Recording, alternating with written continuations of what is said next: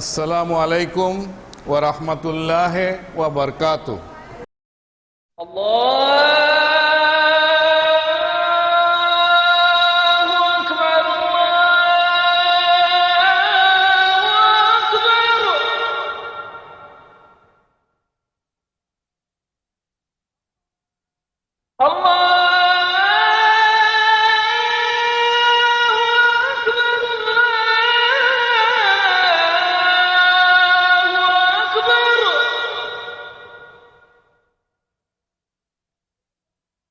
أشهد أن لا إله إلا الله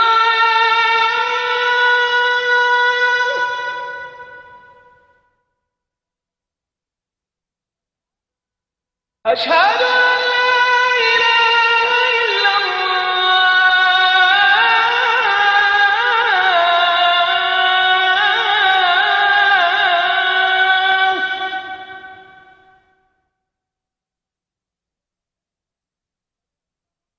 أشهد أن محمدا رسول الله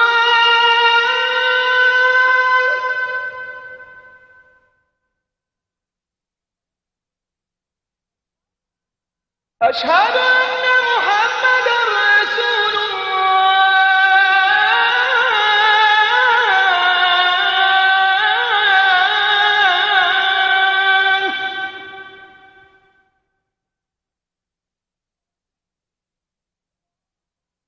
حي على الصلاة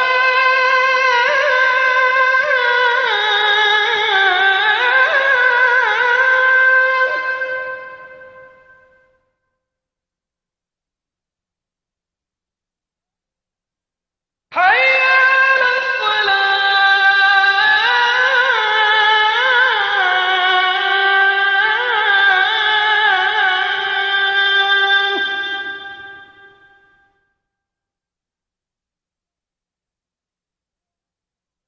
حي على الفلاح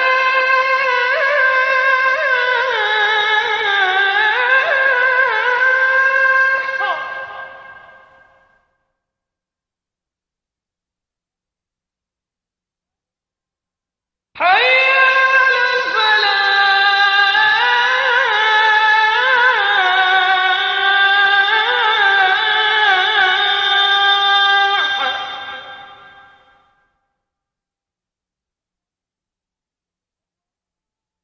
الله أكبر الله أكبر لا إله إلا الله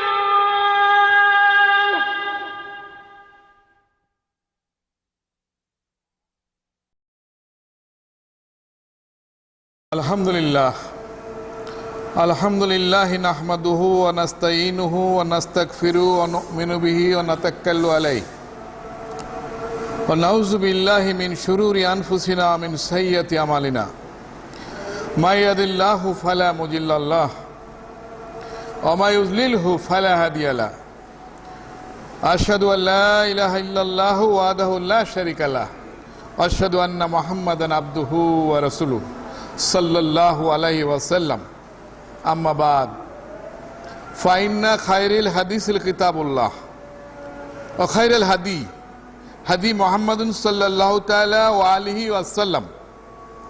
আশারুল উমরি মুহদাসাতুহা ওয়া কুল্লু মুহদাসাতিন বিদআহ ওয়া কুল্লু বিদআতিন জালালা ওয়া কুল্লু জালালাতিন ফিন-নার। আউযু বিল্লাহি মিনাশ শাইতানির রাজীম। বিসমিল্লাহির রহমানির রহিম। ওয়াইজ বাওয়ানা লি ইব্রাহিমা মাকানাল বাইতি আল্লা তুশরিক বিশাইয়া ওয়াতাইর বাইতিয়া লি তাইফিনা ওয়াল কাইমিনা ওয়ার রুকাইস সুজুদ ওয়াজিং ফিন নাসি বিল হজ্জি ইয়াতুকা রিজালা ওয়া আলা কুল্লি দামিরিহ ইয়াতিনা মিন কুল্লি ফাজ্জিন আমিক। আন ইবনে ওমর রাদিয়াল্লাহু আনহু قال رسول الله صلى الله عليه وسلم بني الإسلام على 5 شهادة أن لا إله إلا الله وأن محمد رسول الله وإقام الصلاة وإيتاء الزكاة والحج وصوم رمضان। সমস্ত প্রশংসা, সমস্ত তারিফ, সমস্ত গুণগান সেই মহান আল্লাহ রাব্বুল আলামিনের, যিনি একক, অদ্বিতীয়, স্বয়ংসম্পূর্ণ, অমুখাপেক্ষী, চিরঞ্জীব। তন্দ্রা বা নিদ্রা যাকে কখনোই স্পর্শ করে না, যার কুরসি আকাশ ও পৃথিবী পরিবেষ্টন করে আছে এবং এ দুয়ের রক্ষণাবেক্ষণ তাকে মোটেও ক্লান্ত করে না। তিনি সর্বোচ্চ এবং সর্বাপেক্ষা মহান। তিনি নিরাকারও নহেন, সর্বব্যাপী বিরাজিতও নহেন। সমস্ত সৃষ্টি জগতের একমাত্র প্রতিপালক, আরশিল আজিমে সমাসীন। দুরুদ ও সালাম বর্ষিত হোক সেই সুন্দর মানুষটির উপর, আজ থেকে প্রায় 1500 বছর আগে আল্লাহ রাব্বুল আলামিন যাকে পাঠিয়েছিলেন বর্তমান সৌদি আরবের মক্কা নগরীতে আল্লাহ পাকের দিন অর্থাৎ দিন আল ইসলামকে সঠিকভাবে মানুষের মাঝে পৌঁছে দেওয়ার জন্য, এবং যেই মানুষটি আল্লাহ পাকের অশেষ রহমতে আল্লাহ পাকের সেই দিন অর্থাৎ দিন আল ইসলামকে 100% সফল ও সঠিকভাবে মানুষের মাঝে পৌঁছে দিয়েছিলেন সেই নবী, বিশ্ব নবী, এই পৃথিবীর শেষ নবী এবং রাসূল মুহাম্মদ বিন আব্দুল্লাহ সাল্লাল্লাহু আলাইহি সাল্লামের উপর দুরুদ ও সালাম বর্ষিত হোক। হযরত আদম আলাইহিস সালাতু ওয়াস সালাম থেকে শুরু করে হযরত মুহাম্মদ রাসূলুল্লাহ সাল্লাল্লাহু আলাইহি সাল্লাম পর্যন্ত যত নবী এবং রাসূল এই পৃথিবীতে এসেছিলেন তাদের সবার উপর দুরুদ ও সালাম বর্ষিত হোক। নবী করিম সাল্লাল্লাহু আলাইহি সাল্লামের সমস্ত সাহাবী রাদিয়াল্লাহু আনহুর উপর, সমস্ত তাবেঈদের উপর, সমস্ত তাবেঈদের উপর, এবং কিয়ামত পর্যন্ত আল্লাহ পাকের যত বান্দা পবিত্র কোরআন এবং সুন্নাহ মোতাবেক জীবন যাপন করে আল্লাহ পাকের সন্তুষ্টি অর্জন করতে পারবেন তাদের সবার উপর। উপস্থিত মুমিন মুসলমান দিনী ভাই ও বোনেরা, আমাদের আলোচনা চলছিল হজের উপরে। হজ ইসলামিক শরিয়াতের একটি ফরজ আমল, কিন্তু আমলটি ফরজ হলেও এটি সমগ্র মুসলিম জাতির উপরে ফরজ নয়। কেবলমাত্র যারা ধনাঢ্য এবং সম্পদশালী মুসলিম আল্লাহ পাক তাদের উপরে এই হজকে ফরজ করেছেন। কোনো ব্যক্তি তার অর্থ সম্পদের যাকাত প্রপারলি আদায় করার পর, আমি কথাটি আবার বলছি, কোনো ব্যক্তি তার অর্থ এবং সম্পদের যাকাত প্রপারলি আদায় করার পর, অর্থাৎ দিন ইসলাম যেভাবে বলেছে, শরীয়ত যেভাবে হুকুম দিয়েছে সেইভাবে যাকাতটি আদায় করতে হবে। এই যাকাত আদায়ের পরে ওই ব্যক্তির সঞ্চিত অর্থের পরিমাণ যদি এরকম একটা লেভেল অতিক্রম করে যে সে যদি আল্লাহর ঘর সফর করে যায় আসে, তাতে সে বা তার পরিবার কোনো দেনায় যায় না, অভাবে পড়ে না, ওইরকম একটা লেভেলে তার সঞ্চিত অর্থ যখন যায় তারপর তার উপর হজ ফরজ হয়, এবং সেই হজটি জীবনে একবারই ফরজ।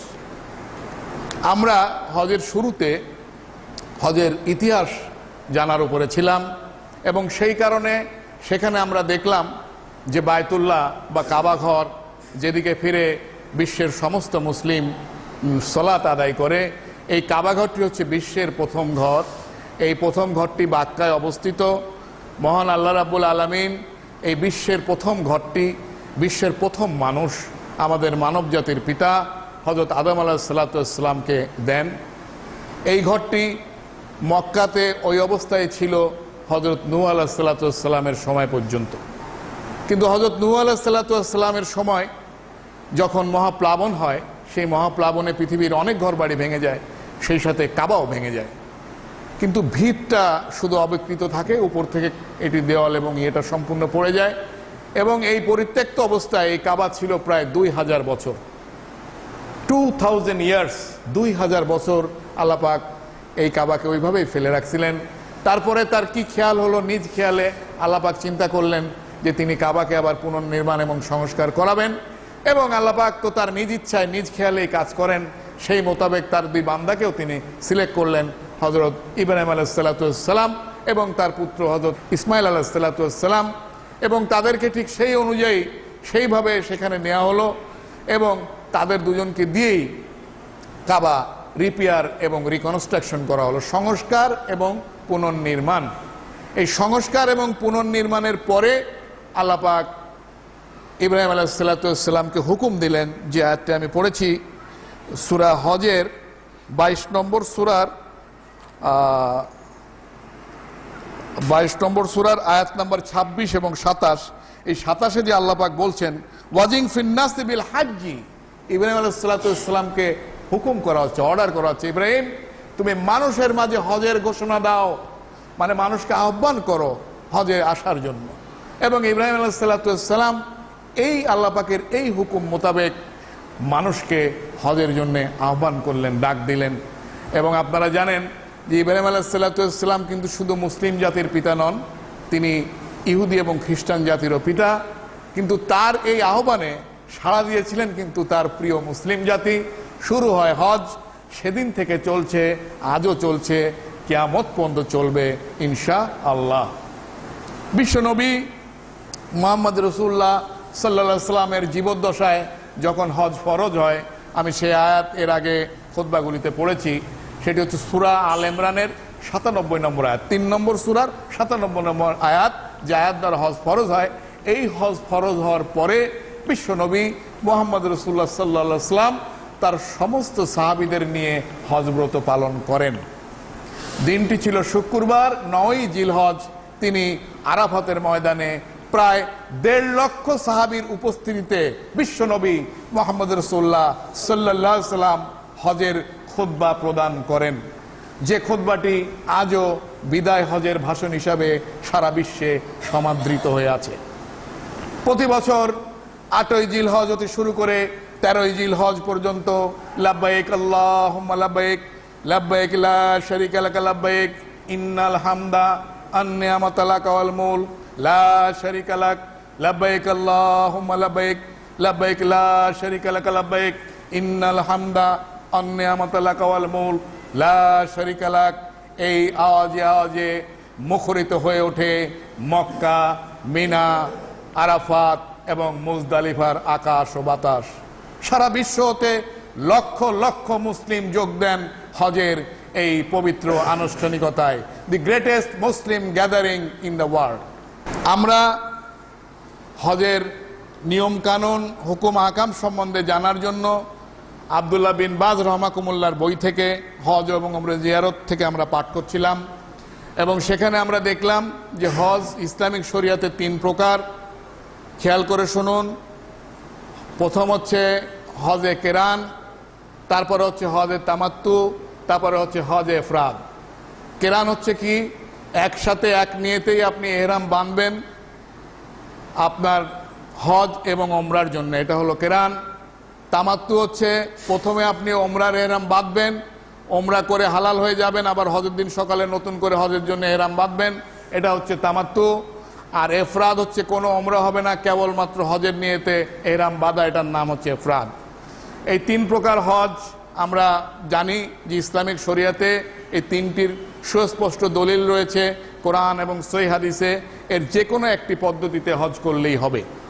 আমরা যারা হজে যাব এই বই অনুযায়ী আমরা সেইভাবে আমরা তৈরি হয়ে আমরা ইহরামের কাপড় পরে বাসার থেকে সুন্নতুল ইহরামের নামাজ পড়ে আমরা বিমানে ওঠার আগের আলোচনাটা আমি যাচ্ছি, আমরা বিমানে উঠেছিলাম এবং বিমান যখন মিকাত অতিক্রম করবে, আমাদের বাংলাদেশ, ভারত এবং পাকিস্তানের যে মিকাত, এটার নাম হচ্ছে ইয়ালামলাম। ইয়ালামলাম পাহাড়ের কাছে যখন ওখান দিয়ে বিমান অতিক্রম করবে, তখন বিমানের পাইলট আপনাদের জানাবে যে আমরা মিকাত অতিক্রম করব অল্প সময়ের মধ্যে, এবং যারা এহরাম বাঁধেননি তারা এহরাম বাঁধেন। তো এইখানে আমরা ধরেন যারা কেরান এবং ইফরাদের নিয়ত করেছি তারা বলবো মুখ দিয়ে সশব্দে লাব্বাইকা হজ্জান অথবা আল্লাহুম্মা লাব্বাইকা হজ্জান বলে আমরা মিকাত থেকে তালবিয়া পড়া শুরু করব। লাব্বাইক আল্লাহুম্মা লাব্বাইক, লাব্বাইক লা শারীকা লাকা লাব্বাইক, ইন্নাল হামদা আন নি'মাতা লাকা ওয়াল মুলক লা শারীকা লাক, সশব্দে পড়বো। এই পড়লেই আমার ইহরাম বাঁধা হয়ে গেল, আমি হজের মধ্যে ঢুকে গেলাম। তারপরে আমরা সেখান থেকে মিকাত অতিক্রম করেছিলাম এবং মিকাতের যে পরিচয়গুলি আল্লাহ রাসূল সাল্লাল্লাহু আলাইহি ওয়াসাল্লাম যে 5টা মিকাত নির্ধারিত করে দিয়েছেন, সেই 5টা মিকাত আমরা জেনেছিলাম এবং আজকে ওই দিন যেখানে শেষ করেছিলাম সেখান থেকে শুরু করব। রাসূল সাল্লাল্লাহু আলাইহি ওয়াসাল্লাম বলেন, তোমরা আমার নিকটতে হজের আহকাম সমূহ গ্রহণ করো। হজের হুকুম আহকাম নিয়ম কিভাবে পালন করতে হবে বিশ্বনবী রাসূল সাল্লাল্লাহু আলাইহি ওয়াসাল্লাম তার উম্মতদের বলছেন যে তোমরা আমার কাছ থেকে এটা শিখে নাও। হজ অথবা ওমরা ব্যতীত অন্য কোনো উদ্দেশ্য নিয়ে যারা মক্কায় আসে তাদের জন্য ইহরাম বাঁধা জরুরি নয়, যেমন ব্যবসায়ী, লাকড়ি সংগ্রহকারী, ডাক পিয়ন ইত্যাদি। তবে এরা যদি নিজেরা এটা করতে চায় করতে পারে। এর প্রমাণস্বরূপ রাসূল সাল্লাল্লাহু আলাইহি ওয়াসাল্লামের হাদিস, এইসব মিকাত ইহরাম বাঁধার স্থান তাদের জন্য যারা হজ এবং ওমরার উদ্দেশ্যে আগমনকারী এবং ওই সমস্ত লোকদের জন্য যারা ওই মিকাত অতিক্রম করে। হাদিসে কিন্তু আল্লাহ রাসূল সাল্লাল্লাহু আলাইহি ওয়াসাল্লাম বলছেন যে যারা হজ এবং ওমরার জন্য মিকাত অতিক্রম করবে তারা অবশ্যই ইহরাম বাঁধবে মিকাত থেকে। এ বাদে এমনিও যারা অতিক্রম করবে তারাও যেন মিকাত থেকে ইহরাম বাঁধে। যে ব্যক্তি হজ ও ওমরার নিয়ত ব্যতীত মিকাতের নিকট দিয়ে অতিক্রম করবে তার জন্য ইহরাম জরুরি নয়। এই কথাটা আব্দুল্লাহ বিন বাজ বলছেন। কেন বলছেন একটু পরেই তার দলিল উনি দিচ্ছেন। স্বীয় বান্দাদের উপর দিনকে সহজ করার জন্য এটা আল্লাহ তাআলার অন্যতম রহমত, সুতরাং এর জন্য আল্লাহ তাআলার হামদ এবং শুকর। আরেকটি প্রমাণ এই যে নবী করিম সাল্লাল্লাহু আলাইহি ওয়াসাল্লাম যখন মক্কা বিজয়ের বৎসরে সাহাবাগণ সমবিহারে মক্কায় প্রবেশ করেন তখন তিনি ছিলেন সৈনিকের বেশে লৌহ শিরাত্রাণ পরিস্থিত অবস্থায়। সে সময় তিনি ইহরাম বাঁধেননি বা সাহাবাগণকেও তা বাঁধার নির্দেশ দেননি, কেননা তখন তিনি হজ বা ওমরার উদ্দেশ্যে নয় বরং মক্কা বিজয় এবং কাবার অভ্যন্তরে যে শিরক প্রচলিত ছিল তা দূর করার উদ্দেশ্যে এই মক্কায় প্রবেশ করেছিলেন। অর্থাৎ রাসূল সাল্লাল্লাহু আলাইহি ওয়াসাল্লাম যখন মক্কা বিজয়ের জন্য আসেন তখন কিন্তু মিকাত থেকে তিনি ইহরাম বাঁধেননি। তাই আব্দুল্লাহ বিন বাজ বলতেছে যে যারা হজ এবং ওমরা ছাড়া যারা মিকাত ক্রস করবে তারা যদি ইচ্ছা করে না বাঁধলেও পারবে। যেহেতু রাসূল সাল্লাল্লাহু আলাইহি ওয়াসাল্লাম যখন যুদ্ধের অবস্থায় ছিলেন তখন তিনি যুদ্ধ অবস্থায় খুলে ইহরাম বেঁধে কিন্তু মিকাত অতিক্রম করেননি, কারণ তখন তার নিয়ত হজ বা ওমরার জন্য ছিল না, তখন ছিল মক্কা বিজয়ের নিয়ত। হজের সময় ছাড়া অন্য সময় মিকাত অতিক্রমকারীদের করণীয়।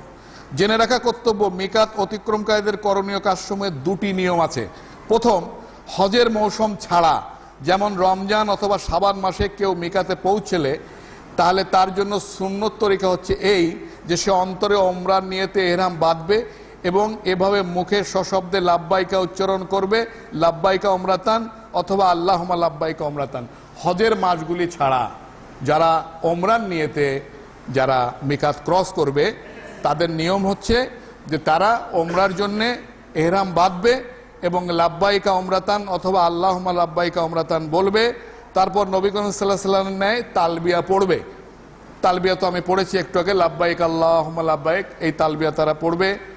পড়ার পরে এই তালবিয়া খুব বেশি মাত্রায় পড়তে থাকবে এবং আল্লাহ সুবহানাহু ওয়া তাআলার অধিক মাত্রায় জিকির করতে থাকবে। অথবা এভাবে তালবিয়া এবং জিকির করতে করতে যখন আল্লাহর ঘর কাবায় পৌঁছাবে তখন তালবিয়া পড়া বন্ধ করে দিবে এবং 7 বার আল্লাহর ঘর তাওয়াফ করবে। মানে এটা ওমরার জন্য বলতেছি, হজ ছাড়া অন্য সময় যারা ওমরার জন্য যাবে তারা ওমরার জন্য ইহরাম বাঁধবে, আল্লাহুম্মা লাব্বাইকা ওমরাতান বলবে, তালবিয়া পড়তে পড়তে যাবে, কিন্তু যখনই কাবা দেখবে তখনই তালবিয়া পড়া বন্ধ হয়ে যাবে। তখন কি করবে? তাওয়াফ। এই তাওয়াফের ইবাদতটা আপনারা জানেন যে পৃথিবীর কোনো মসজিদে নেই এক্সেপ্ট কাবা। শুধুমাত্র কাবাতেই এই তাওয়াফের ইবাদতটি চালু আছে, জারি আছে এবং কিয়ামত পর্যন্ত ইনশাআল্লাহ তাওয়াফ থাকবে। এবং তাওয়াফের সওয়াব কিন্তু সলাতের চেয়ে বেশি, তাওয়াফের সওয়াব সলাতের চেয়ে বেশি। তো এই তাওয়াফ করতে হবে 7 বার। 7 বার তাওয়াফ করার নিয়ম হচ্ছে ওখানে হাজারে আসওয়াদ একটি পাথর আছে, আমি সেটিও পড়ব। এই পাথর থেকে আপনি বিসমিল্লাহ আল্লাহু আকবার বলে শুরু করবেন, এই পাথরটি চুমা দিয়ে তারপরে আপনি ঘোরা শুরু করবেন এবং ঘোরার সময় আপনার চোখ অবশ্যই নিচের দিকে থাকবে। আল্লাহ রাসূল সাল্লাল্লাহু আলাইহি ওয়াসাল্লাম তাওয়াফ করার সময় আকাশের দিকে চাইতে নিষেধ করছেন। জমিনের দিকে চোখ রেখে আপনি 7 বার তাওয়াফ করবেন। মানে মাকামে এই হাজারে আসওয়াদ থেকে ঘুরে আবার হাজারে আসওয়াদে আসলেন 1 পাক হলো, আবার আসলেন 2 পাক হলো, এইভাবে 7 বার পাক দিতে হবে। 7 বার পাক দিলে তা এক তাওয়াফ সম্পূর্ণ হবে। তাওয়াফ শেষে মাকামে ইব্রাহিমের পিছনে 2 রাকাত নামাজ পড়বে। ওখানে মাকামে ইব্রাহিম এর সামনেই রাখা আছে, ইব্রাহিম আলাইহিস সালাম যে পাথরটির উপরে দাঁড়িয়ে এই ঘরটি মেরামত করেছিলেন ওই পাথরটি ওখানে রয়েছে, তার পিছনে নামাজের জায়গা আছে, সেখানে দাঁড়িয়ে 2 রাকাত নামাজ পড়বে। তারপর সাফার দিকে যাবে এবং সাফায় পৌঁছে সাফা মারোয়ার মধ্যভাগে 7 বার সাই করবে।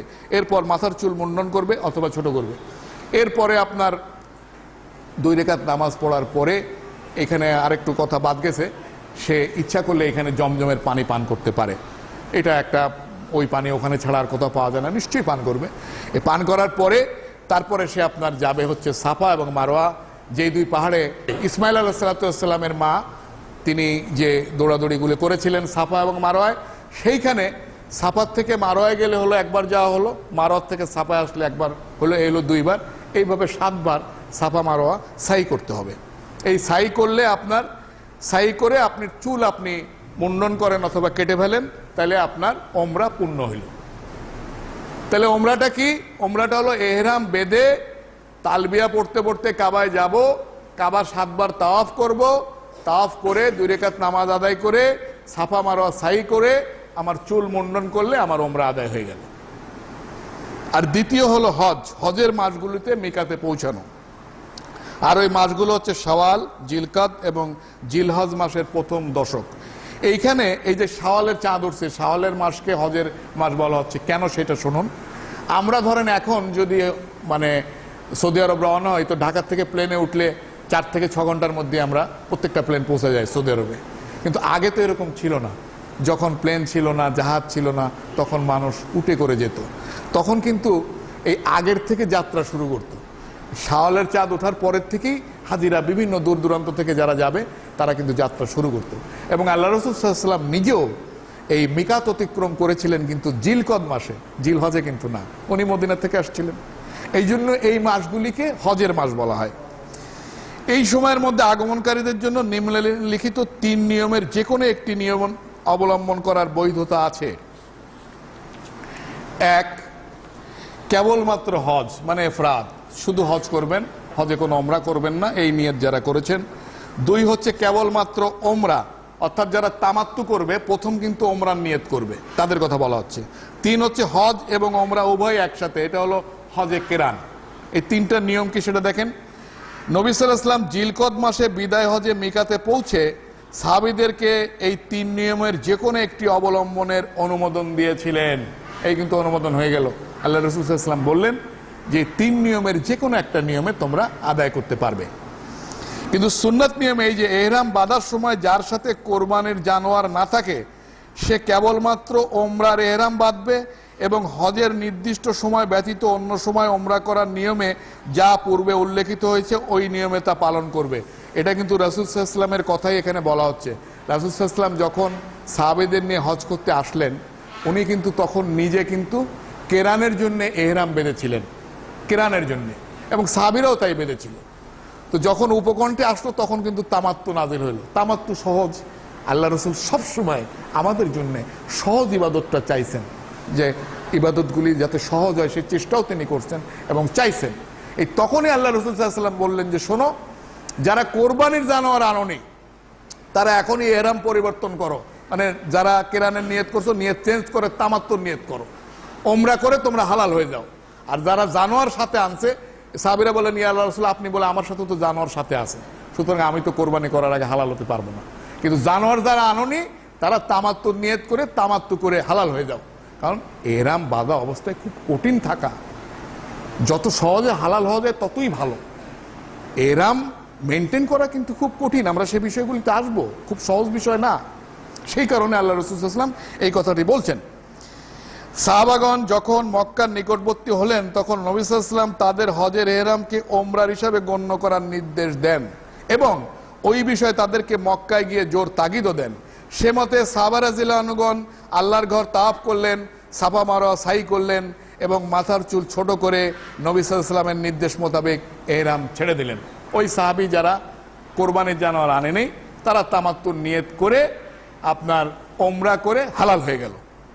কিন্তু ওই সমস্ত এহরামকারীগণ যাদের সাথে কোরবানির জানোয়ার ছিল তারা ওমরা সমাপন করার পরে এহরাম অবস্থায় রয়ে গেলেন, কেননা রাসূল সাল্লাল্লাহু আলাইহি ওয়াসাল্লাম তাদেরকে 10ই জিলহজে কোরবানি করার পরে হালাল না হওয়া পর্যন্ত এহরাম অবস্থায় থাকার নির্দেশ দিয়েছিলেন। আপনি কেরান করেন আর ইফরাদ করেন, যদি আপনার সাথে কোরবানির জানোয়ার থাকে তাহলে এই জানোয়ার জবাই না হওয়া পর্যন্ত, কোরবানি না হওয়া পর্যন্ত আপনি এহরাম ভাঙতে পারবেন না। এহরামের সময় অথবা মক্কা প্রবেশের পূর্বে কোরবানির জানোয়ার যার সাথে থাকবে তার জন্য সুন্নত নিয়ম এই যে সে ব্যক্তি হজ ও ওমরার এহরাম একসাথে বাঁধবে, কেননা রাসূল সাল্লাল্লাহু আলাইহি ওয়াসাল্লাম স্বয়ং এরূপ করেছিলেন এবং তিনি কোরবানির জানোয়ার সঙ্গে এনেছিলেন। আর যে সমস্ত সাহাবী রাদিয়াল্লাহু আনহু কোরবানির জানোয়ার সঙ্গে এনেছিলেন অথচ কেবল ওমরার এহরাম বেঁধেছিলেন, তাদেরকেও তিনি নির্দেশ দিলেন যে তারা ওমরার এহরামের সাথে হজের এহরামও বাঁধবে এবং আল্লাহুম্মা লাব্বাইকা হজ্জাতান ও ওমরাতান বলবে। আর মক্কায় পৌঁছে ওমরা সমাপনের পরপরই হালাল হবে না, বরং হজ সমাপন করে কোরবানির দিবসে কোরবানির পর হালাল হবে। আর যারা কেবলমাত্র হজের এহরাম বাঁধে, ওমরার নিয়ত করে না, অথচ কোরবানির জন্য জানোয়ার সঙ্গে আনে, তারাও এহরাম অবস্থায় থেকে যাবে এবং ওমরা ও হজ দুটি সমাপন করার পর 10ই জিলহজ এহরাম ছাড়বে। অতএব এর দ্বারা জানা গেল যে যে ব্যক্তি শুধু হজের অথবা হজ ও ওমরা উভয়ের নিয়ত করেছে অথচ তার সাথে কোরবানির জানোয়ার নেই, তার জন্য মক্কা পৌঁছে আল্লাহর ঘর তাওয়াফ, সাফা মারওয়া সাই এবং মাথার চুল ছোট করার পরে অর্থাৎ ওমরা সমাপনের পরে এরম অবস্থায় থাকা আদৌ উচিত হবে না। কারণ রাসূল সাল্লাল্লাহু আলাইহি ওয়াসাল্লাম সেটি মানা করছেন। রাসূল সাল্লাল্লাহু আলাইহি ওয়াসাল্লাম যেহেতু বলছেন যে তোমরা যারা কোরবানির জানোয়ার আনোনি তোমরা ওমরা করে হালাল হয়ে যাও, সুতরাং আমরা যারা কোরবানির জানোয়ার সাথে নিয়ে হজ করতে যাই না তারা অবশ্যই সবাই তামাত্তুর নিয়ত করা উচিত রাসূল সাল্লাল্লাহু আলাইহি ওয়াসাল্লামের এই হাদিস অনুযায়ী। বরং তার জন্য সুন্নত পদ্ধতি এই যে হজে কেরানের নিয়তের এহরামকে ওমরার এহরামে গণ্য করে তাওয়াফ ও সাই করার পর মাথার চুল ছোট করে এহরাম ছেড়ে দেবে। যদি কেউ ইফরাদ বা কেরানের নিয়ত করেও অথচ কোরবানির পশু সে আনেনি, তাকে আল্লাহ রাসূল সাল্লাল্লাহু আলাইহি ওয়াসাল্লাম বলতেছেন যে তুমি তামাত্তু করে হালাল হয়ে যাও, ওমরা করে হালাল হয়ে যাও, এবং আমরা ওনার কথাই শুনবো এবং সেটাই করব। যেমন রাসূল সাল্লাল্লাহু আলাইহি ওয়াসাল্লাম ওই সমস্ত সাহাবী রাদিয়াল্লাহু যাদের সাথে কোরবানির জানোয়ার ছিল না অথচ শুধু হজ বা হজ ও ওমরা উভয় একত্রে নিয়ত করে এহরাম বেঁধেছিলেন, তাদেরকে ওইরূপ হালাল হওয়ার হুকুম দিয়েছিলেন।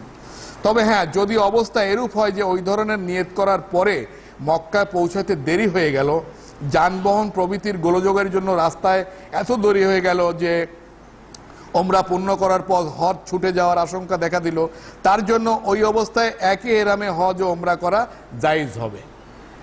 এটা হচ্ছে আপনার সর্ব অবস্থায় না, যদি এরকম অবস্থা হয়। এই অবস্থায় এহরাম না ছেড়ে আল্লাহুম্মা লাব্বাইকা হজ্জাতান বলে তালবিয়া পড়তে পড়তে মিনায় চলে যাবে। ওই অবস্থায় সাবেক এহরাম না ছাড়লে কোনো দোষ হবে না।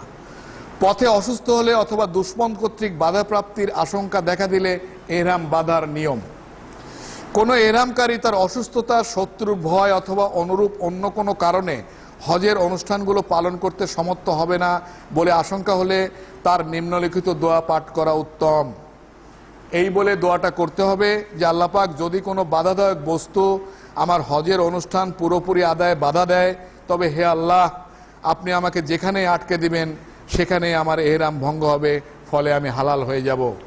এর সপক্ষে জুবাইয়া বিনতে জুবাইর ইবনে আব্দুল মুত্তালিবের হাদিসটি উল্লেখযোগ্য। জুবাইয়া বিনতে জুবাইর রাসূলুল্লাহ সাল্লাল্লাহু আলাইহি ওয়াসাল্লামকে একদা বললেন, হে আল্লাহ রাসূল সাল্লাল্লাহু আলাইহি ওয়াসাল্লাম, আমি হজ করার ইচ্ছা পোষণ করি, কিন্তু আমি পীড়িত, এখন আমার কি করা উচিত? তাকে রাসূলুল্লাহ সাল্লাল্লাহু আলাইহি ওয়াসাল্লাম বললেন, তুমি হজে বের হও এবং এহরামের সময় শর্ত আরোপ করো, হে আল্লাহ, অসুখ প্রভৃতি কারণে আমাকে আপনি যেখানেই আটকে দিবেন সেখানেই আমার এহরাম শেষ হবে, আমি তখনই হালাল হয়ে যাব। এই শর্ত আরোপের উপকারিতা এই যে মুহরিম ব্যক্তির উপর যখন অসুস্থতা, দুশমন প্রভৃতি বিপদাশঙ্কা তার হজের আরাকান পুরো করতে বাধা সৃষ্টি করে, যার ফলে এহরাম পরিত্যাগ করতে হয়, এরূপ অবস্থায় তাকে কোনো ক্ষতিপূরণ বা কাফফারা দিতে হবে না, ওই দোয়াটার কারণে ওইভাবে নিয়ত করলে। এহরাম অবস্থায় যা নিষিদ্ধ এবং যা সিদ্ধ। এহরামের নিয়ত করার পর মুহরিমের জন্য সে পুরুষ হোক অথবা স্ত্রী লোক নিজের চুলের কিছু অংশ কর্তন করা বা নখ কাটা কিংবা সুগন্ধি মাখা সিদ্ধ নয়। এহরাম বাঁধার পরে পুরুষ হোক বা স্ত্রীলোক হোক নিজের হাতের নখ কাটতে পারবে না, চুল কাটতে পারবে না, কোনো সুগন্ধি মাখতেও পারবে না। বিশেষ করে পুরুষদের জন্য ওই পোশাক পরিধান জায়েজ নয় যা মূলত সেলাই করে প্রস্তুত করা হয়েছে, যেমন গেঞ্জি, পায়জামা, চামড়ার মোজা, পশমীয় কপ্পার সুতার মোজা। হ্যাঁ, যদি লুঙ্গি না পায় তাহলে তার জন্য পায়জামা পরা চলবে। অনুরূপভাবে জুতা না পেলে চামড়ার মোজা পরবে, তাই বলে ওই মোজার কিয়াদ অংশ অর্থাৎ পায়ের গিরের উপর অংশ কেটে ফেলার প্রয়োজন হবে না। ইবনে আব্বাস রাদিয়াল্লাহু আনহু হতে সহিহ হাদিসে প্রমাণিত হয়েছে, রাসূল করিম সাল্লাল্লাহু আলাইহি ওয়াসাল্লাম বলেছেন, যে ব্যক্তি জুতা না পাবে সে চামড়ার তৈরি মোজা পরিধান করবে, আর যে লুঙ্গি না পাবে সে পায়জামা ব্যবহার করবে। এইখানে আমি পায়ের ব্যাপারে যেটা বলছি যে সবচেয়ে সুবিধা হলো আমরা যে হাওয়াই স্যান্ডেল ইউজ করি না, এই যে আপনার দুটো ফিতেওয়ালা একটা স্যান্ডেল, হজে এই এই স্যান্ডেলটা ইউজ করা সব থেকে উত্তম। এর মানে নিয়মে কোনো অসুবিধা নেই, এবং ম্যাক্সিমাম বাঙালিরা এই স্যান্ডেলটা ইউজ করে, এই হাওয়াই স্যান্ডেলটা। আর ইবনে ওমর রাদিয়াল্লাহু কর্তৃক বর্ণিত হাদিসে যাতে উল্লেখ আছে এহরাম অবস্থায় জুতা না পেলে খুফাইন অর্থাৎ চামড়ার মোজার পায়ের গিরার উপরের অংশ কেটে পরিধান করবে, এ সম্বন্ধে বক্তব্য এই যে উক্ত হাদিসটি মনসুখ অর্থাৎ তার হুকুম রহিত হয়েছে। যেহেতু রাসূল করিম সাল্লাল্লাহু আলাইহি ওয়াসাল্লাম ইবনে ওমর রাদিয়াল্লাহু কর্তৃক হাদিসটি বলেছেন বিদায় হজে উপস্থিত হওয়ার পূর্বে, মদিনা থাকা অবস্থায় যখন তাকে মুহররমের জন্য পরিধেয় বস্ত্র সম্পর্কে জিজ্ঞেস করা হয়েছিল তখন তিনি এরূপ বলেছিলেন। তারপর যখন বিদায় হজে আরাফার খুতবা প্রদান করেন ওই সময় জুতা না পাওয়া অবস্থায় চামড়ার মোজা পরিধান করার অনুমতি দেন, তাতে ওই মোজার পায়ের গিরার উপরের অংশ কেটে ফেলার নির্দেশ প্রদান করেননি। আরাফার ওই খুতবায় ওই সব লোক উপস্থিত ছিলেন যারা মদিনায় প্রদত্ত রাসূল সাল্লাল্লাহু আলাইহি ওয়াসাল্লামের পূর্বের নির্দেশ শোনেননি। এন প্রয়োজনীয় মুহূর্তে ওইরূপ গুরুত্বপূর্ণ বর্ণনা স্থগিত রাখা বিধিসম্মত নয়, এটা উসুলে হাদিস ও উসুলে ফিকার সুবিদিত কথা। এতএব শেষোক্ত হাদিস দ্বারা চামড়ার মোজার পায়ের গিরার উপর অংশ কাটার নির্দেশ মনসুখ হওয়া সাব্যস্ত হয়েছে। যদি তা কেটে ফেলা ওয়াজিব হতো তাহলে রাসূল সাল্লাল্লাহু আলাইহি ওয়াসাল্লাম তার শেষ উক্তিতে তা অবশ্যই প্রকাশ করতেন। ওয়াল্লাহু আলাম, আল্লাহ পাকই অধিক জানেন। আর মুহররমের জন্য ওই ধরনের চামড়ার মোজা পরিধান করা সিদ্ধ যা পায়ের গিরার নিচে পর্যন্ত প্রস্তুতকৃত, কেননা তা জুতার পর্যায়ভুক্ত। আর মুহররমের জন্য লুঙ্গিতে গিরা দিয়ে বাঁধা কিংবা সুতা ফিতা বা রশি জাতীয় কিছু দিয়ে বেঁধে নেওয়া জায়েজ, কেননা ওই ধরনের কাজ নিষিদ্ধ হওয়ার কোনো দলিল নেই। মুহররমের জন্য গোসল করা এবং মাথা ধৌত করা জায়েজ, এবং যখন মাথা চুলকানো দরকার হবে তখন ধীরে ধীরে সহজভাবে চুলকাবে। এই চুলকানোর কারণে মাথা হতে চুল খুশকি প্রভৃতি কিছু পড়লে কোনো দোষ হবে না, অর্থাৎ তার কারণে কাফফারা বা দম দিতে হবে না। এহরামকালে মহিলাদের জন্য সেলাইকৃত বোরকা অর্থাৎ মুখাবরণ, মুখাচ্ছাদন বস্ত্র পরিধান করা হারাম, হাত মোজা পরিধান করাও হারাম। এই যে দেখেন, বলতেছিলাম যে এহরাম অবস্থায় আল্লাহ পাক এমন কিছু নিয়ম করে দিয়েছেন, রাসূল সাল্লাল্লাহু আলাইহি ওয়াসাল্লাম এমন কিছু নিয়মের কথা বলছেন যা সাধারণ অবস্থায় কিন্তু সিদ্ধ না। দেখেন মেয়েরা, তাদেরকে কিন্তু সাধারণ নিয়মে কিন্তু বোরকা পরতে অবশ্যই বলা হচ্ছে, পর্দা করতে বলা হচ্ছে, কিন্তু এই জায়গায় আল্লাহ রাসূল সাল্লাল্লাহু আলাইহি ওয়াসাল্লামের হাদিসটা হলো বুখারী হাদিস, মেয়েরা মুখোচ্ছাদন পরবে না এবং দস্তানা হাত মোজাও পরবে না। মেয়েরা যখন এহরাম বাঁধবে তারা সেলাই করা কাপড়ই পরবে, কিন্তু মুখের এইটুকু উন্মুক্ত থাকবে এবং হাতের কবজির এইটুকু উন্মুক্ত থাকবে। এইখানে কোনো আবরণ না পড়ার জন্য বুখারীর এই হাদিসে রাসূল সাল্লাল্লাহু আলাইহি ওয়াসাল্লামের নির্দেশ। মেয়েরা মুখাচ্ছাদন পরবে না এবং দস্তানা হাত মোজাও পরবে না। সহিহ আল বুখারী। দাস্তানা হচ্ছে সেই হাত মোজা যা পশমি কিংবা তুলার সুতায় অথবা অন্য কিছুর দ্বারা দুহাতের কবজি পর্যন্ত বানানো হয়। তাছাড়া মেয়েদের জন্য অন্যান্য সেলাই করা কাপড় পরা বৈধ হবে, যেমন কামিজ, জামা, পায়জামা, পায়ের জন্য চামড়ার মোজা, সুতি মোজা ইত্যাদি। অনুরূপভাবে মেয়েদের যখন প্রয়োজন দেখা দিবে তখন তাদের মুখমণ্ডলের উপরে উড়না লটকানো জায়েজ হবে, তবে অবগুণ্ঠনী বন্ধনী ছাড়া হতে হবে। মানে ওই হাদিসে তো আমরা পরিষ্কার পেলাম যে মেয়েরা যখন এহরাম বাঁধবে তখন মুখের এইটুকু এবং হাতের এইটুকু খোলা থাকবে। এইখানে আবার আব্দুল্লাহ বিন বাজ এরপরে তিনি মা আয়েশার একটি হাদিস আনতেছেন, সেখানে ওই এহরাম অবস্থায় মা আয়েশারা কিভাবে পর্দা করছিলেন একটা আলাদা ওড়না দ্বারা বা একটা আলাদা চাদর দ্বারা, সেই মশলাটি তিনি এনেছেন যে ওই অবস্থায় মেয়েরা এইভাবে পর্দা করতে পারে। সেটা হচ্ছে, যদি ওড়না মেয়েদের মুখ স্পর্শ করে তাতে তার কোনো ক্ষতি নেই।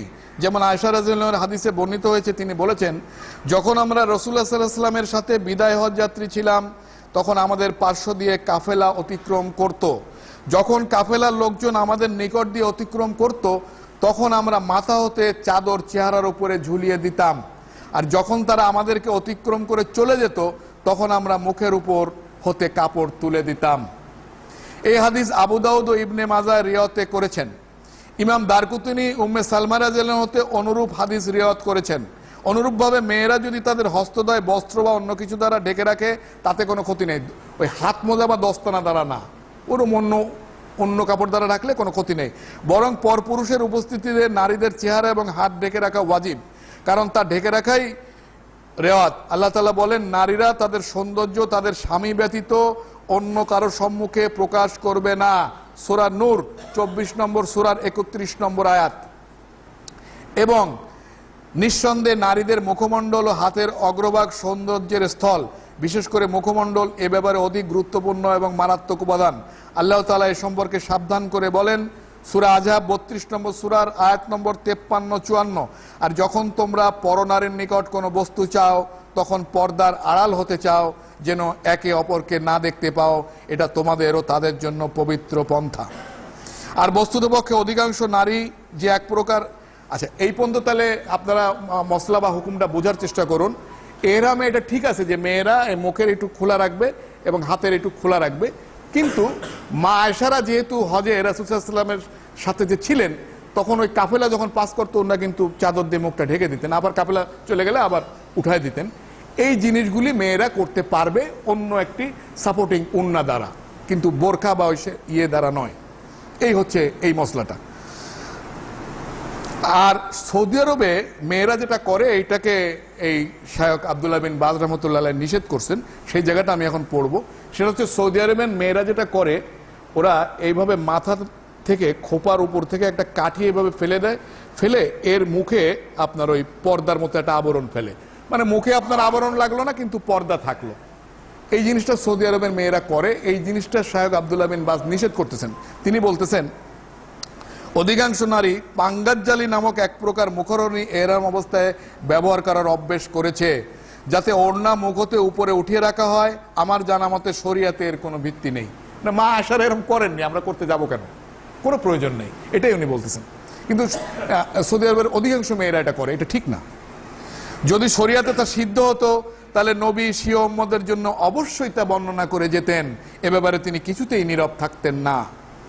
মুহরিম পুরুষ অথবা নারী যে কাপড় পরিধান করে এহরাম গ্রহণ করেছে, ওই কাপড় ময়লা হলে অথবা ঘামে সিক্ত কিংবা অন্য কোনরূপ কারণে তা ব্যবহারের অযোগ্য হলে তা ধুতে পারে এবং কাপড় বদলিয়ে অন্য কাপড় পরতে পারে।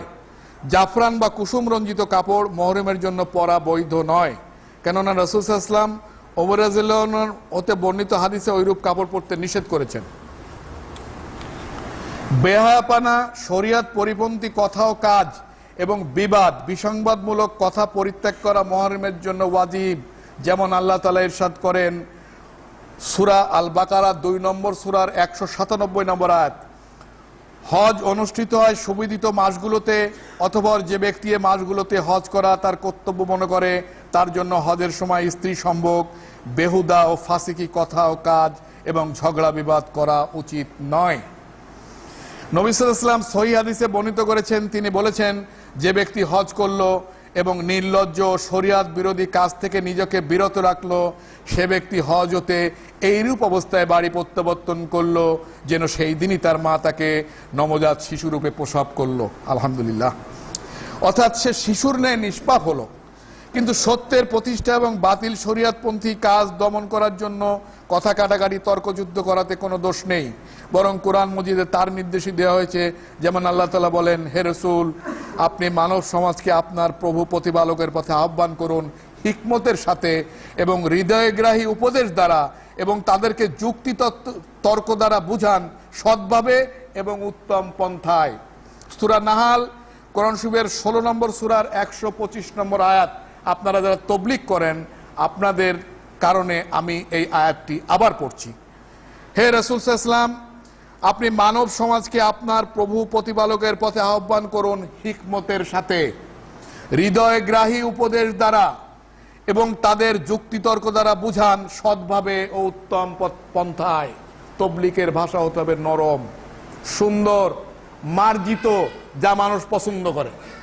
এখন আপনি যদি একজনকে ভট করে বলেন কাফের, ফট করে বলেন মুশরিক, তাহলে তো সে তো আর আপনার দাওয়াত নেবে, সরে দৌড়ে পালায় দেবে। এই জন্য তাবলীগের ভাষা মোলায়েম হতে হবে, সুন্দর হতে হবে। আল্লাহ রাসূল সাল্লাল্লাহু আলাইহি ওয়াসাল্লাম অত্যন্ত সুন্দর ভাষায় তাবলীগ করতেন, কোরআনের এই আয়াত তার প্রমাণ। পুরুষ মুহরিমদের জন্য মাথায় লেগে থাকে এমন কিছু দ্বারা মাথা ঢাকা হারাম। আমরা কিন্তু আলাপ করতেছি এহরামকালীন অবস্থায় কি কি করা যেতে পারে, কি কি করা যায় না, হালাল এবং হারাম, সেই বিষয়গুলি আলাপ করতেছি। পুরুষ মুহরিমের জন্য মাথায় লেগে থাকে এমন কিছু দ্বারা মাথা ঢাকা হারাম, যেমন টুপি, রুমাল, পাগড়ি কিংবা ওই ধরনের কাপড়। এহরাম যখন পরবেন দুটো কাপড় ছেলেদের জন্য, একটা লুঙ্গির মতো পরবেন, একটা চাদরের মতো গায়ে দিবেন, আর এর বাইরে আর কোনো ইয়া নাই। এমনি বেল্ট পরতে পারবেন, চামড়ার বেল্ট হাজিদের প্রয়োজন হয়, এই জন্য এটা পরাকে বৈধ করা হয়েছে। এবং বুকে একটা আপনি চামড়ার ব্যাগও রাখতে পারবেন, যার মধ্যে আপনার পাসপোর্ট, ডলার টলার থাকবে, এটা পারবেন। এ বাদে কিন্তু আর কোনো পোশাক আপনি এরম অবস্থায় পড়তে পারবেন না, নট ইভেন টুপি, পাগড়ি, কিচ্ছু না। অনুরূপভাবে তার মুখমণ্ডলও ঢাকা চলবে না। আপনি যখন শোবেন, কোনো কারণে যদি চাদর আপনার উপর মুখে ঢেকে ফেলে, আপনার কিন্তু এহরাম ভেঙে যাবে, দম দিতে হবে, কাফারা দিতে হবে। যেমন হাদিসে আছে, এক ব্যক্তি আরাফাত দিবসে শাওরি উট হতে পড়ে মারা গেল। তার সম্পর্কে রাসূল সাল্লাল্লাহু আলাইহি ওয়াসাল্লাম বললেন, তাকে পানি ও কুলপাতা দ্বারা গোসল করিয়ে দাও এবং তার এহরামের 2 কাপড়েই তাকে দাফন দাও। আর কাফন দেওয়ার সময় মাথা ও মুখ ঢেকো না, কেননা ওই ব্যক্তি কিয়ামত দিবসে তালবিয়া লাব্বাইকা আল্লাহুম্মা পড়তে পড়তে উঠবে। সুবহানাল্লাহ। দেখেন, হজে মারা গেল, আল্লাহ রাসূল সাল্লাল্লাহু আলাইহি ওয়াসাল্লাম বললেন তাকে কুলপাতা দিয়ে গোসল দাও, তার দুটো ওই এহরামের যে কাপড়, ওই কাপড় দিয়ে তাকে কাফন করো, মুখ ঢেকো না, কারণ কিয়ামতের মাঠে সে তালবিয়া পড়তে পড়তে উঠবে ইনশাআল্লাহ। হাদিসের শব্দগুলো মুসলিমের। তবে সে গাড়ির ছাদ কিংবা ছাতা কিংবা তাবু অন্য কোনো গাছের তলে আশ্রয় গ্রহণ করলে তার কোনো দোষ নেই। মানে এরম অবস্থায় আপনি তাবুর নিচে যেতে পারবেন, কারণ সহিহ হাদিসে প্রমাণিত হয়েছে রাসূল সাল্লাল্লাহু আলাইহি ওয়াসাল্লাম 10ই জিলহজ তারিখে জামারাতুল উকাবায় যখন ছিলেন, কাঙ্কর মারছিলেন, তখন তার মাথার উপর কাপড় দ্বারা ছায়া করা হয়েছিল এবং 9ই জিলহজ তারিখে নামেরা নামক স্থানে তার জন্য তাবু নির্মাণ করা হয়েছিল। তিনি আরাফাত দিবসে তার নিচে অবতরণ করেন এবং সূর্য ঢলে পড়া পর্যন্ত তথায় অবস্থান করেন। এরম অবস্থায় পুরুষ অথবা মহিলা সকলের জন্য স্থলাচর জানোয়ার শিকার করা হারাম। এ ব্যাপারে অপরকে সহায়তা করাও হারাম। কোন শিকারকে তার অবস্থান হতে বিতাড়িত করাও হারাম। এরম অবস্থায় বিয়ে করা বা বিয়ের পয়গম দেয়া হারাম। নারীদের সাথে যৌন আকর্ষণে শরীরের সঙ্গে শরীর লাগানো হারাম। ওসমান রাদিয়াল্লাহু আনহু কর্তৃক বর্ণিত, রাসূল সাল্লাল্লাহু আলাইহি ওয়াসাল্লাম হাদিসে বলেছেন, মুহরিম নিজে বিয়ে করবে না, অপরকে বিয়ে করাবে না এবং বিয়ের কোনো পয়গাম সে দেবে না এহরামকালীন অবস্থায়। মুহরিম যদি ভুলবশত অজ্ঞানতার কারণে সেলাই করা কাপড় পরিধান করে, ভুল এবং না জেনে, অথবা মাথা ঢেকে ফেলে কিংবা সুগন্ধি লাগায়, তার জন্য তাকে কাফারা দিতে হবে না। এটা হচ্ছে ভুল করে যদি করে। তবে যখনই তা স্মরণ হবে কিংবা জানতে পারবে, তখনই তা থেকে বিরত থাকতে হবে। অনুরূপভাবে যদি মাথা কামিয়ে ন্যাড়া করে ফেলে অথবা চুলের অংশ বিশেষ কেটে ফেলে কিংবা ওইরূপ ভুল অথবা না জানার কারণে নখ কেটে ফেলে, তবে এইসব ত্রুটির জন্য সহিহ হাদিস মোতাবেক তার উপর দোষ বর্তাবে না এবং এর জন্য তাকে কোনো কাফারাও দিতে হবে না। আল্লাহ পাক মাফ করছেন। যদি কেউ ভুল করে এবং না জেনে করে, তার জন্য কোনো কাফারার প্রয়োজন নেই। এবার হচ্ছে হারাম এলাকায় মর্যাদা রক্ষা। এই হারাম এলাকার মর্যাদা আছে, সেগুলি যারা এহরাম বাঁধবে তারা কিভাবে রক্ষা করবে সেটা দেখেন। যে কোনো মুসলিমের জন্য, পুরুষ অথবা নারী, সে মুহরিম হোক অথবা গায়ের মুহরিম অবস্থায় থাকুক কিংবা না থাকুক, সর্ব অবস্থাতেই হারাম সীমানার মধ্যে শিকারযোগ্য যে কোনো জানোয়ার হত্যা করা হারাম। পারবেন না হত্যা করতে। তা হত্যার জন্য অস্ত্র কিংবা কোনরূপ ইঙ্গিত দ্বারা সাহায্য করাও হারাম। হারাম সীমানায় বৃক্ষ কর্তন, এমনকি তাজা ঘাস কাটাও হারাম। মক্কা মদিনার ঘাস কাটতে পারবেন না, ছিটতে পারবেন না আপনার গাছের ডাল। হারাম সীমানার ভিতরে পতিত কোনো বস্তু উঠানো চলবে না, তবে শুধু ওই ব্যক্তি তা উঠাতে পারবে যা তার মূল মালিকের সন্ধান নিতে ইচ্ছুক। এ সম্পর্কে নবী করিম সাল্লাল্লাহু আলাইহি ওয়াসাল্লামের বাণী এই, বুখারী এবং মুসলিমের হাদিস। আল্লাহ রাসূল সাল্লাল্লাহু আলাইহি ওয়াসাল্লাম বলেন, এই শহর অর্থাৎ মক্কা নগরী আল্লাহ কর্তৃক নিষিদ্ধ হয়, কিয়ামত দিবস পর্যন্ত হারাম। খেয়াল করে শুনুন, মক্কা মদিনা সম্বন্ধে অনেকে অনেক কথা বলেন, ধমাধাম করে একটা কথা বলে ফেলবেন না। মক্কা মদিনার উপরে প্রচুর হাদিস আছে, আল্লাহ রাসূল সাল্লাল্লাহু আলাইহি ওয়াসাল্লামের, এগুলো পড়বেন, জানবেন, তারপরে মক্কা মদিনা সম্বন্ধে কথা বলবেন। আল্লাহ রাসূল সাল্লাল্লাহু আলাইহি ওয়াসাল্লাম বলছেন, এই শহর অর্থাৎ মক্কা নগরী আল্লাহ কর্তৃক নিষিদ্ধ হয়, কিয়ামত দিবস পর্যন্ত হারাম। তার গাছ কাটা, শিকারযোগ্য জানোয়ারকে বিতরণ করা এবং তাজা ঘাস কাটা যাবে না। পড়ে থাকা দ্রব্য সামগ্রী ওঠানো চলবে না, কেবল ওই ব্যক্তি ছাড়া যে তার হারানো বস্তু সম্বন্ধে যথারীতি প্রচার ও ঘোষণা করতে প্রস্তুত থাকবে।